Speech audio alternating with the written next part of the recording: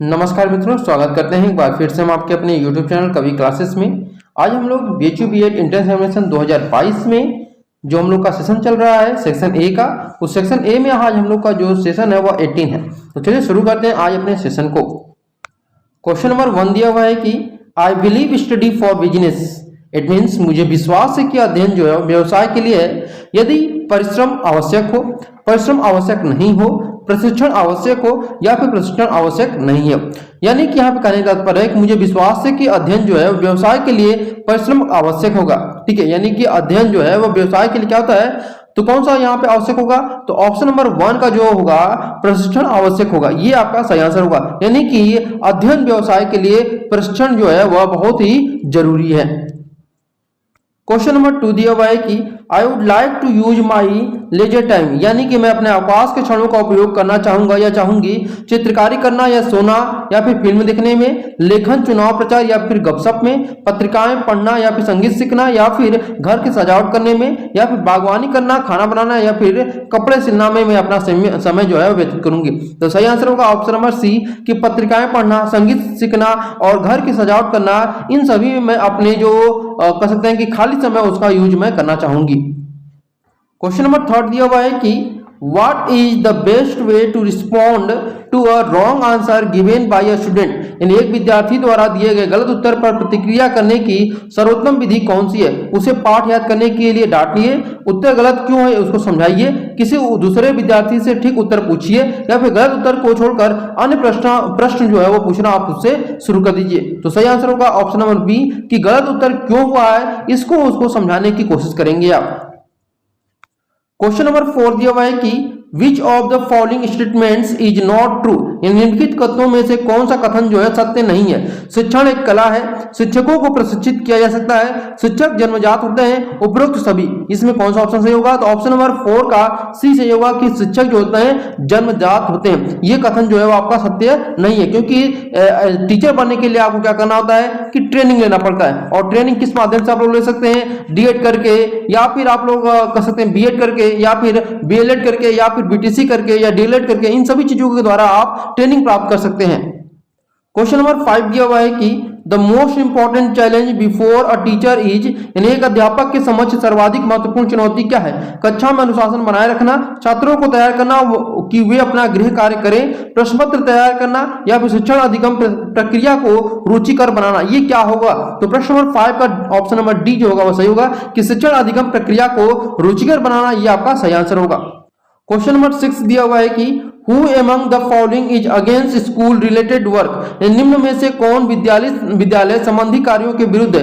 विद्यालयों का राजनीतिकरण, विद्यालयों द्वारा सामाजिक निर्माण का कार्य, विद्यालयों द्वारा निम्न स्तरीय कार्य या फिर विद्यालयों में व्यावसायिक अवसरों का निर्माण। कौन सा आंसर जो होगा वो आपका सही होगा, तो प्रश्न नंबर 6 का ए ऑप्शन जो होगा वो सही होगा कि विद्यालयों का राजनीतिकरण, ये आपका ऑप्शन सही होगा। क्वेश्चन नंबर 7 दिया हुआ है कि education should be responsible in a democratic context, यानी कि प्रजातांत्रिक संदर्भ में शिक्षा का उत्तरदायित्व तो होना चाहिए। क्या होना चाहिए, उत्तरदायी, स्वतंत्रता की भावना का विकास, व्यक्तिगत विभिन्नताओं का विकास, सरकारी पराधीनता का विकास या फिर समान नागरिकता संहिता का विकास। कौन सा आंसर सही होगा, तो प्रश्न नंबर 7 का ऑप्शन नंबर ए जो है आपका सही होगा, उत्तरदायी, स्वतंत्रता की भावना का विकास। क्वेश्चन नंबर 8 दिया हुआ है कि adult education is not related to the following term, यानी कि प्रौढ़ शिक्षा का निम्नलिखित पद से संबंध नहीं है। किससे संबंध है, निरक्षरता का उन्मूलन, यानी कि जो बिना पढ़े लिखे व्यक्ति हैं उनका इससे संबंध है कि नहीं है।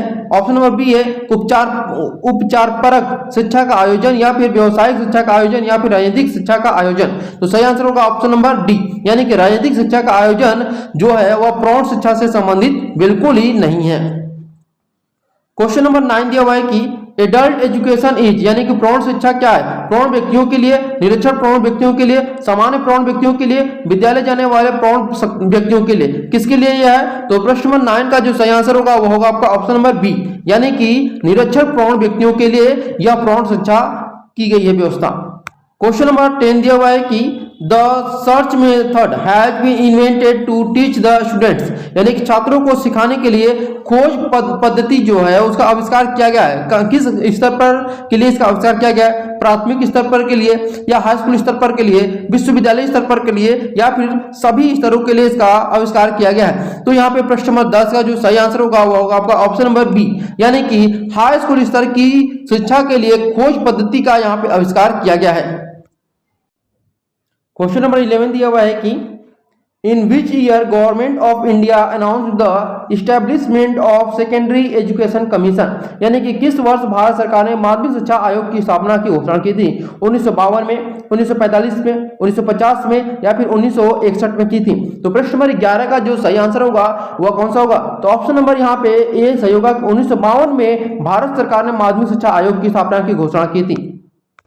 प्रश्न नंबर 12 दिया हुआ है कि when was education commission established, यानी कि शिक्षा आयोग की स्थापना कब हुई थी? 14 जुलाई 1964 को, 31 जनवरी 1948 को, 24 जुलाई 1963 को, 15 नवंबर 1950 को, किसमें हुई थी? तो प्रश्न नंबर 12 का जो सही आंसर होगा कि शिक्षा आयोग की जो स्थापना हुई थी वह 14 जुलाई 1964 को हुई थी।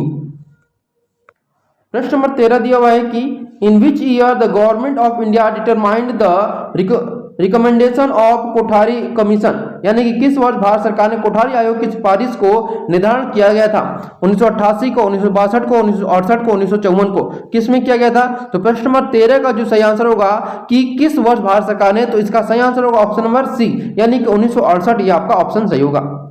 प्रश्न नंबर 14 दिया हुआ है कि by which commission was the first to introduce a new education system of uniform educational structure for the entire country, यानी कि ऑप्शन नंबर ए दिया है Simon commission, Kothari commission, Hunter commission, या फिर नन ऑफ एबव। ठीक है, प्रश्न number 14 दिया हुआ है, तो ऑप्शन नंबर कौन सा आंसर होगा? तो ऑप्शन नंबर यहाँ पे बी जो होगा वो सही होगा, कोठारी कमीशन यहाँ पे सही आंसर है।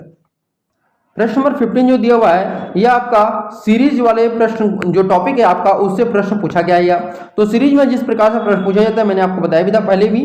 तो यहाँ पे देखिए 4 आकृति दी गई, 1, 2, 3 और 4, और ये 4th वाले में आपको बताना है कि कौन सी आकृति ए, बी, सी और डी में से आपका यहाँ पे 4 वाले में भरेंगे। तो सिंपली देखिए हम एक करके आकृति को देखेंगे। तो पहले वाले आकृति में देखिए यहाँ पे नंबर 1 जो आकृति है इसमें देखिए तो यहाँ पे कितनी लाइन ऊपर है? 1 2 3 लाइन है। नीचे कितनी लाइन है? 1 2 3। अब यहाँ पे बीच में एक सर्कल है ब्लैक। ठीक, क्लियर हो बात है? ऊपर 3 है और नीचे 3 है। अब यहाँ देखिए 1 2 3, ऊपर 3 है 1 2, लेकिन नीचे कितना हो जा रहा है? 2 हो जा रहा है। और ये जो सर्कल है ब्लैक वाला वो वैसे ही है। अब यहाँ पे ऊपर देखिए 1 2 3, ऊपर जस्ट 10 है, उसमें कुछ भी कमी नहीं हो रही है, लेकिन नीचे क्या हो जा रहा है कि 1 की कमी हो रही है। यहाँ पे अब कितना होगा? 1, यानी कि 3 2 1, अब 0 यहाँ पे होना चाहिए। तो देखिए 0 किस में है? यानी किसी में भी जो बिंदु के नीचे कुछ भी नहीं है लाइन, वो आपका डी वाला ऑप्शन है, इसलिए डी ऑप्शन आपका सही होगा। प्रश्न नंबर 16 दिया हुआ है कि यह आपका जो प्रश्न पूछा गया है यह एनोलॉजी टेस्ट से पूछा गया है। ठीक है, किसे?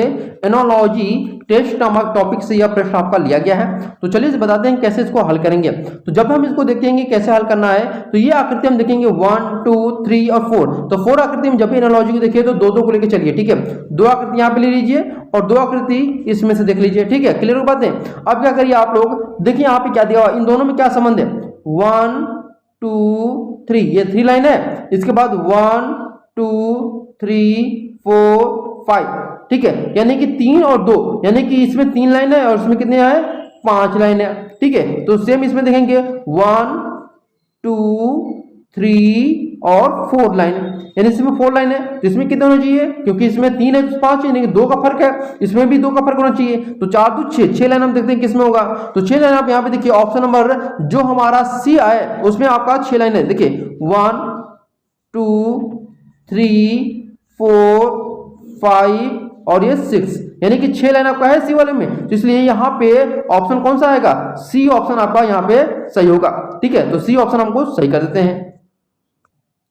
प्रश्न नंबर 17 दिया हुआ है, यहाँ पे DHLO दिया हुआ है। ठीक है, DHLO दिया हुआ है। अब हम देखिए जो आकृति दी गई है इसमें, ठीक है, यहाँ पे एक आकृति देखिए दिया हुआ है, ये आपका DHLO है ना। तो D आपका क्या है? यहाँ पे कॉन्सोनेंट है, H भी कॉन्सोनेंट है, L भी कॉन्सोनेंट है, लेकिन O आपका क्या है? वावेल है, इसलिए आपका डी ऑप्शन यहाँ पे सही हुआ। क्योंकि ये आपका प्रश्न किससे पूछा गया है? ये आपका है क्लासिफिकेशन से।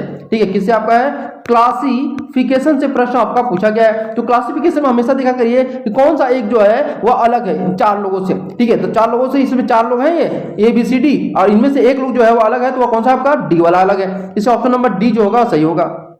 क्वेश्चन नंबर 18 दिया हुआ है यहाँ पे कि यह क्वेश्चन आपका मिरर इमेज से पूछा गया है, ठीक है। मिरर इमेज में हमेशा लेफ्ट राइट में होता है, राइट लेफ्ट में होता है। तो देखिए यहाँ पे यहाँ पे आपको मिल गया ये वाला भाग। अब इसमें देखिए ये किसमें आपका लेफ्ट में है ना, ठीक है, किसमें आपका लेफ्ट में है। अब यहाँ पे जब लेफ्ट में आपका है तो यहाँ पे आपको राइट में दिखना होगा, ठीक है। तो ये आपका लेफ्ट और ये राइट हो गया, क्लियर हो गया।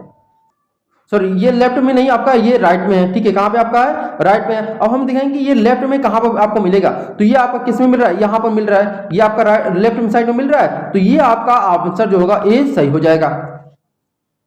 प्रश्न नंबर 19 जो दिया हुआ है, यह आपका जो दिया गया है वाटर इमेज से प्रश्न पूछा गया है, ठीक है। किस प्रश्न पूछा गया है, आपका वाटर इमेज से प्रश्न पूछा गया है। और वाटर इमेज में देखिए जो ऊपर होता है वो नीचे होता है, जो नीचे होता है वो ऊपर दिखाई देता है। तो ये आपका आकृति दिखाई दे रहा है, इसको हम दो भागों में बांट लेंगे, ठीक है। कितने भागों में इसको बांट लेते हैं, दो भागों में इसको जब बांटेंगे हम, ध्यान से देखिए मैं जो कर रहा हूं, ये वाला जो भाग है ये नीचे दिखाई दे रहा है, तो इसको ऊपर देखिए कहां पर ऊपर है, तो ABCD ये कहां पर ऊपर दिखाई दे रहा है, आपको दिखाई दे रहा है यहाँ पे केवल A और B में दिखाई दे रहा है, दिखाइए A और B में। अब जब A और B में यहाँ पे आपको दिखाई देने लगा जब, तो आप क्या करिए यहाँ पे, सॉरी A और B और D में भी दिखाई दे रहा है, क्योंकि यहाँ पे ये आकृति जो ऊपर कोई है वो नीचे यहाँ पर भी है ना।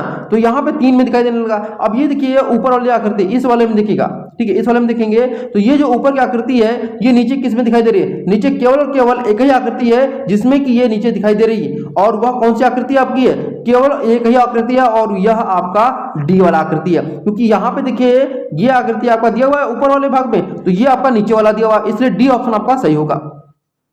प्रश्न नंबर 20 दिया हुआ है यहाँ पे कि यह आकृति आपका दी गई है, ठीक है, ये आकृति दी गई है, और ये आकृति जो पूछा गया है ये आपका पेपर फोल्डिंग से है, ठीक है। जब हम कागज को मोड़ते हैं तो हमारा किस प्रकार की आकृति बनता है, ये मान लेते हैं हम एक कागज बना हुआ है, ठीक है। जब कागज बना हुआ है तो ये आपको यहाँ से मोड़ना है, इसको फोल्ड करना है यहाँ पे, ठीक है। जब इसको फोल्ड करेंगे तो ये वाला भाग जो होगा इसमें आकर सट जाएगा और यहाँ पे एक सर्कल बना लेगा। बस यही आप देखिए कहाँ पे सर्कल बना हुआ है, वो आपका आंसर हो जाएगा, ठीक है। तो ये आपका आंसर क्या हो जाएगा, हो जाएगा। तो इस प्रकार से हम कह सकते हैं कि हमारा जो आंसर हो रहा है वह कौन सा हो रहा है, आपका ऑप्शन नंबर यहाँ पे D जो होगा आपका सही हो जाएगा, ठीक है। क्या हो जाएगा, D आंसर आपका सही होगा, और कोई भी ऑप्शन जो मिल रहा है आपको वह सही नहीं होगा, ठीक। उम्मीद है आप लोग को यह सेशन पसंद आया होगा। अगर आपको सेशन पसंद आया तो जरूर इस सेशन को लाइक करिए, शेयर करिए और अपने सभी मित्रों में इसको शेयर जरूर करिएगा ताकि सभी लोग इसका लाभ उठा सकें। Thank you so much.